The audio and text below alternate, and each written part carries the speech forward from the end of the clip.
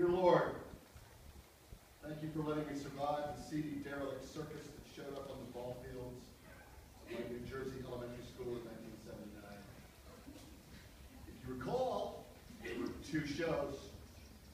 The early and the late. I went to the former. I remember the pair of tigers sitting on pedestals with metal collars, the O-rings at the ends of their heavy chains affixed to steel spikes driven into the outfield. There was no fence or wall between the tigers and the incoming circus goers. There was no cage of any sort. No, dear Lord, only dividers of landscaping timbers resting horizontally on cinder blocks, not more than a foot off the ground. A single line of those timbers created the only barrier as the patrons streamed into the tent. But anyone, from an adult to a toddler, could have easily stepped over and walked right up to a tiger, if they had had the cojones. Could have easily, if so inclined, slapped one of the beasts across its beautiful, wicked face. It was at the lake show where all the excitement happened, but I wasn't at that show, dear Lord. No, for whatever reason, you found it in my best interest to go to the early one. And I remember that after the incident, as a 9-year-old, I was angry with you.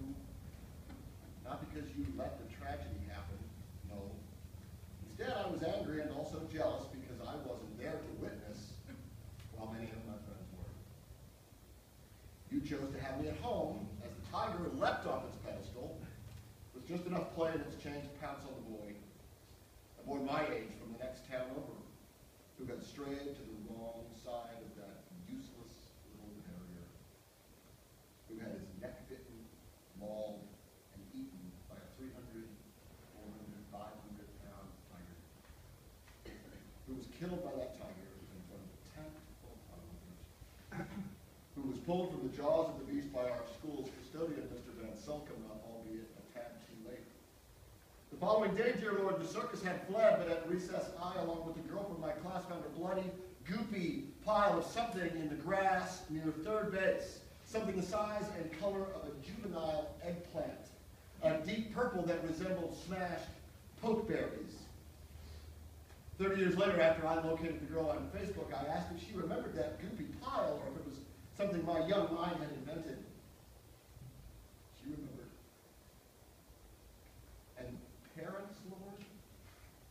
Oh, the parents. Two sets in this instance, because you didn't have the boy go with his own parents. No, he went with the parents of a friend. So they were responsible for the boy's well-being. How does one live with that sort of guilt for the rest of their lives? And then the actual parents, Lord. They send their son off to the circus. He never comes back. Not abducted, not kidnapped, not killed in a car accident, but eaten by a tiger. How many parents in the history of all parents in civilization can say that their child was killed in such a way? 100 maybe? Ever? And at least if it was in India or wherever tigers still roam, at least then the parents could make some sort of sense of it. Still painful, yes, but it could be rationalized. But in New Jersey, Lord,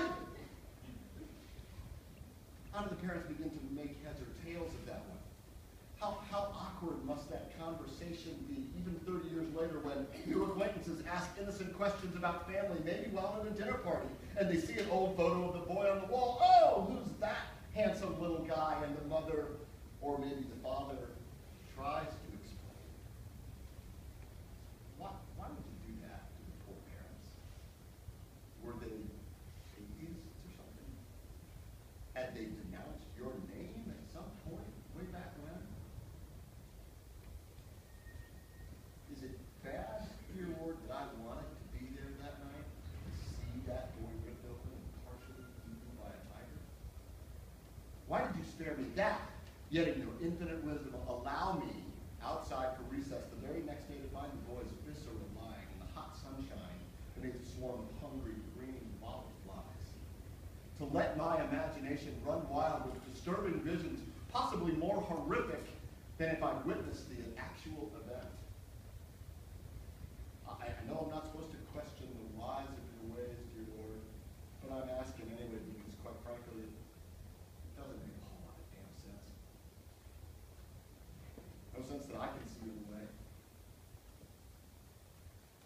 well know, I'm not much on praying, so I'm not sure about etiquette here. How does the prayer stop? Do I thank you? Do I cross myself? Do some offering? Or do I just end it?